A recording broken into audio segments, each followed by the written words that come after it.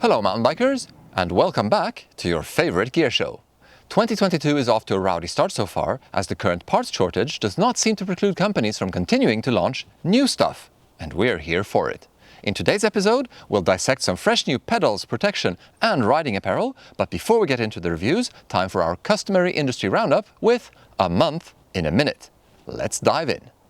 RideWrap has introduced its new Super Cutter software, which allows dealers to print and cut custom frame protection kits right in the shop. Rocky Mounts has launched a new solution for hanging your bike on the wall and locking it down securely at the same time. OneUp has a new 240mm dropper post option for those with really long legs, and a new 90mm option takes care of the groms too. Specialized recently unveiled its new Status 140 and 160 bikes, but the big news here is that they are available to purchase directly from the company via their web shop. A sign of the times. Santa Cruz has updated its Heckler e-bike with revised geometry and a bigger battery. We're loving it so far, but stay tuned for the full review. Those looking for something less mainstream might consider Score's new limited edition 4060 Öhlins frame set and suspension option, truly something to base your next custom product on if exclusive is high on your list of priorities. Guerrilla Gravity wants you to know that their race, rally and rally-like Borelli builds are not only up on the site but also available to ship with short lead times, noteworthy at this time of industry stock issues. Royal Racing dropped their 2022 line with plenty of updates and fresh colors to choose from. On the topic of fresh colors, Bluegrass also introduced their 2022 lineup of helmets and gloves to get you ready for another epic season of shred. Giro launched their all-new Merit helmet with spherical MIPS technology that helps mitigate the effects of off-axis impacts to your head. And to conclude this news section, Propane just opened a US office and are now shipping complete bikes to US customers directly from their warehouse in Vancouver, Washington. Custom build options will follow later in the year. Ooh, is that Score Öhlins kit sick or what?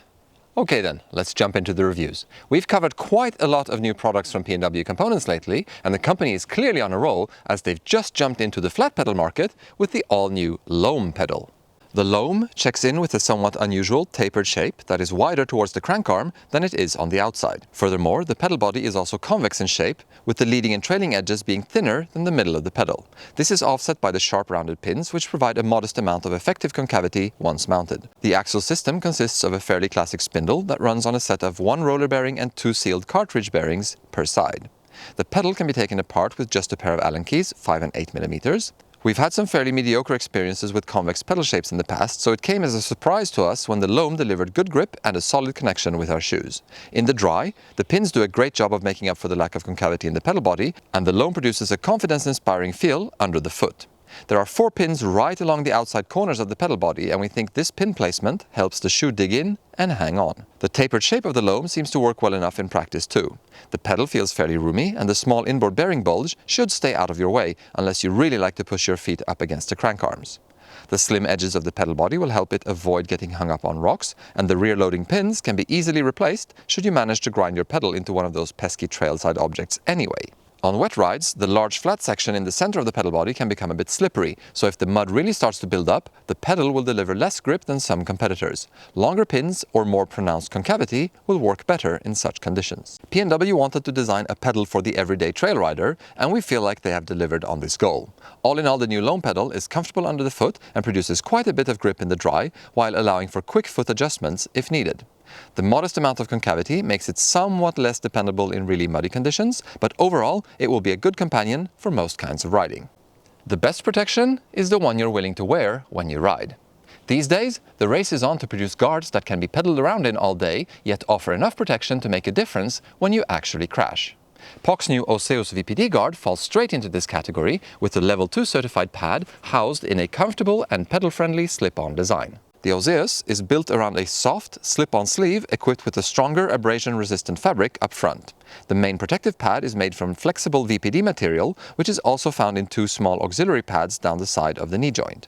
The main pad is certified to the CE EN 1621-1 Level 2 standard, which is somewhat unusual to find in a knee guard, so it's worth underlining if you worry about direct hits to the knee. There are no straps of any kind of the Oseus, rather it relies on a wide silicone gripper at the top hem, as well as the elasticity and cut of the main sleeve to stay in place.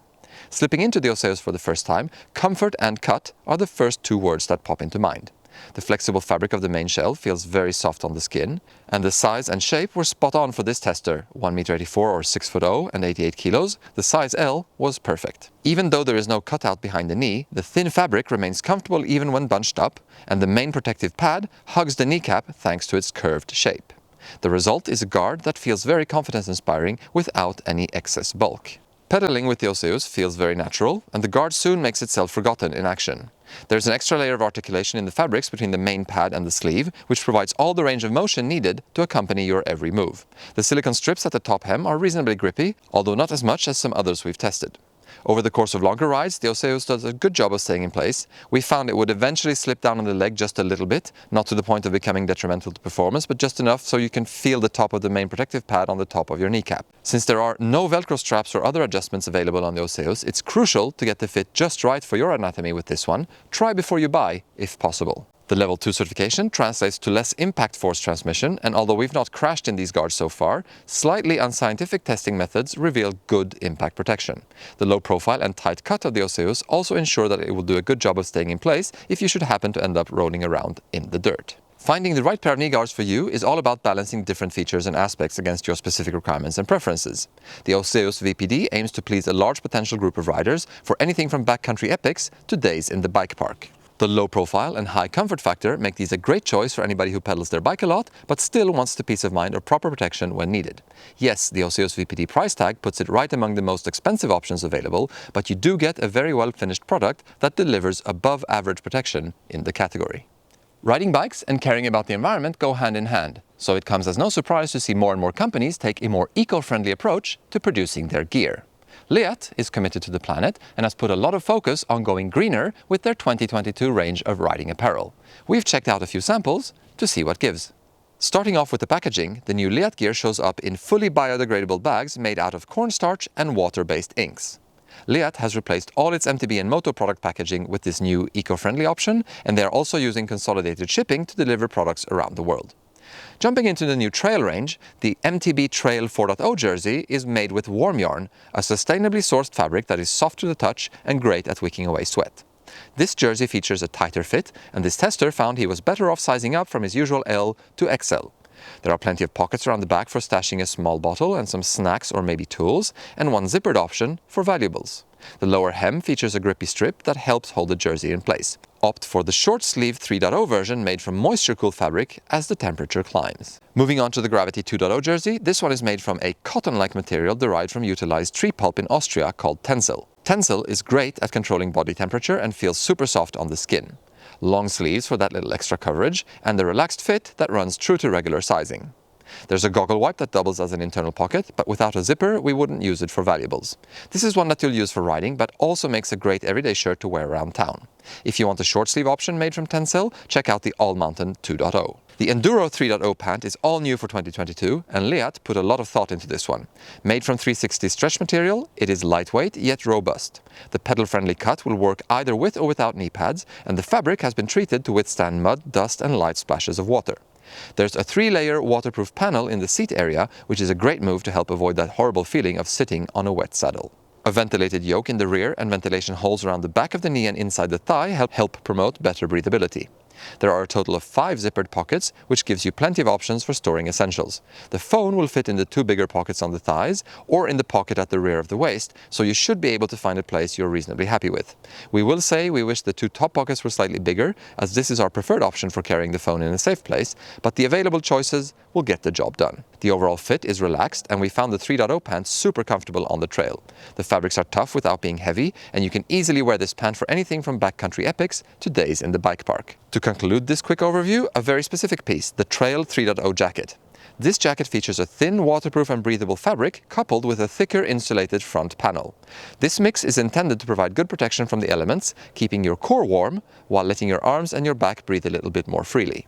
There's a big hood that fits over the helmet, which can be worn in one of 4 configurations thanks to a system of small magnets and clips. An adhesive-backed magnetic plate that can be attached to your helmet is also supplied to create a secure connection between hood and helmet. There is 1 zippered chest pocket and 2 zippered hand warmer pockets up front. Just like on the Trail 4.0 jersey we covered earlier, there's a grippy strip at the bottom of the rear hem to help the jacket avoid riding up on the back.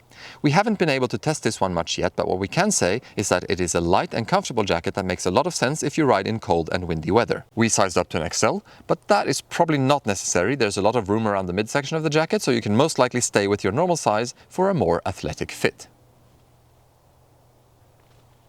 Okay then, that's the end of the show. We hope you enjoyed it. Thanks for taking the time to tune in. As always, don't forget to like, comment and subscribe. And until next time, happy trails.